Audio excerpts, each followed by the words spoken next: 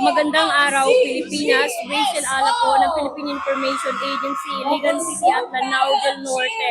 Narito tayo ngayon sa Iligan City State of the Address ni Mayor Frederick W. Sao kung saan ibinahagi niya ang mga nagawa ng lungsod at ang mga problema kailangan pang tugunan.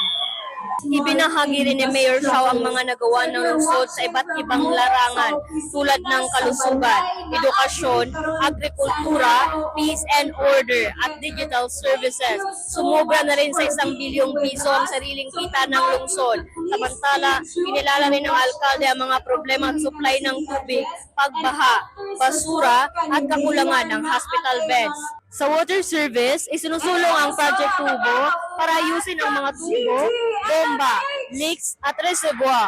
Tiniyak din ni Sao na mananatiling pag-aari ng lungsod ang Iligan City Water System.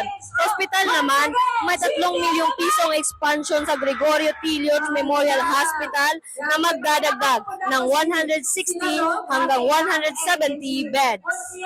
Para sa iba pang updates, tutok lang sa PIA Iligan City at Lanao del Norte at iba pang Integrated State Media o ISM.